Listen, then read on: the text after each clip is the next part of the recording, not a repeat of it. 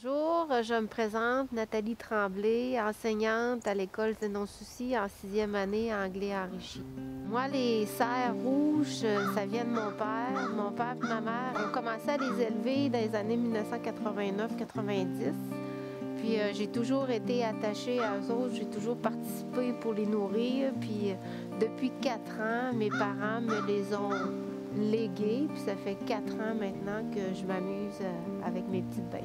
L'hiver, c'est plus tranquille. On a seulement qu'à les nourrir une fois par jour le soir. À partir du mois de mai, lorsqu'on est proche de que les femelles aient leurs petits, on va être porté à les nourrir 2 fois par jour, donc le matin puis le soir, pour essayer de leur donner de la moulée aussi pour qu'ils puissent produire plus de lait. Puis que les petits, lorsqu'ils vont venir au monde, leur mère va être plus en shape puis plus forte pour pouvoir les élever. Fait qu'on va les nourrir 2 fois par jour, du mois d'avril aller jusqu'au mois d'octobre, novembre, tant qu'il n'y a pas de grosse neige puis de gros froid. Les frais en entretien sont pas vraiment élevés parce que c'est pas une bête qui est beaucoup malade. On va faire venir le vétérinaire surtout pour faire décorner nos bas à l'automne parce qu'ils sont trop dangereux puis c'est dangereux qu'ils blessent les bêtes. C'est pas une bête qui a beaucoup de maladies qui est répertoriée. C'est sûr que si on leur donne trop de moulée, ils vont être portés à développer la maladie en dessous des pattes là, qui fait qu'ils ne peuvent plus marcher. Mais lorsqu'on équilibre nos affaires comme il faut, il n'y a pas de problème. En frais de moulée, c'est une moulée spéciale avec de l'avoine, du maïs, de l'orge, puis des vitamines. Puis ça, c'est mélangé avec de la mélasse pour essayer de faire...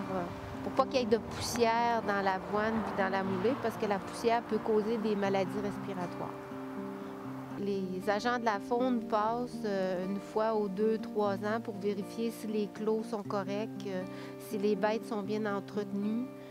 Faut qu'il y ait de l'eau à l'année, il ne faut pas que l'eau soit gelée. Donc, il y a plein de restrictions que les autres passent pour venir vérifier, mais sinon, c'est pas du tout difficile.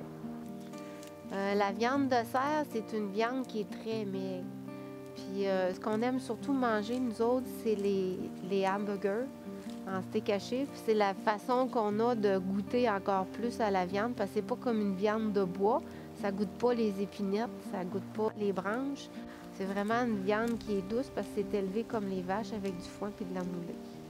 Lorsqu'il y a des grosses sécheresses, on a plus de misère parce qu'il faut lui fournir du foin. Donc, c'est surtout s'approvisionner en foin qui est le plus difficile parce que c'est pas tous les cultivateurs qui vont garder du foin sec de bonne qualité nécessairement là, pour qu'on puisse nourrir nos bêtes.